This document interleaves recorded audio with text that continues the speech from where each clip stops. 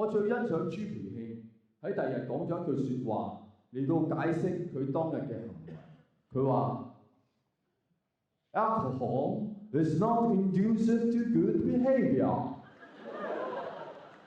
呢句説話可以譯成嗱，當時張敏儀都好讚賞，我係認為真係一個君子之言嚟嘅呢句。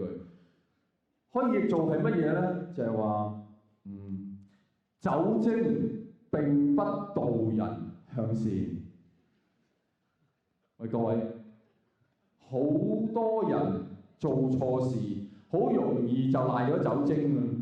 飲咗酒啊，係嘛？係酒精類事啊，唔同呢一句喎。嗰啲人嗰種嘅態度咧，好似飲咗酒係唔關佢事嘅，係有隻酒精鬼上我身。I am Johnny Walker， suck my finger。朱培慶呢句唔同啦，酒精並不導人向善呢句嘢係有黑色幽默嘅，各位。咩叫黑色幽默啊？首先佢係認咗錯，佢認咗我衰咗嚇，同時裡面又有幽默，即係仲笑得出喎。咁即係話我衰咗，but so what？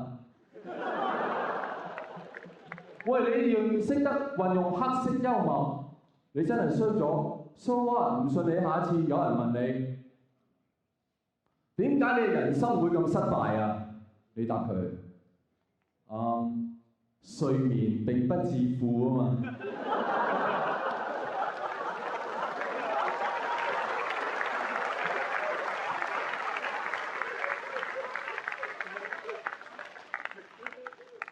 點解你個老婆可以醜樣成咁㗎？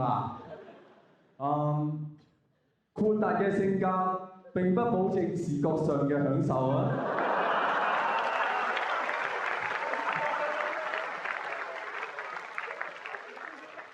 你識得黑色幽默，你唔衰得去邊？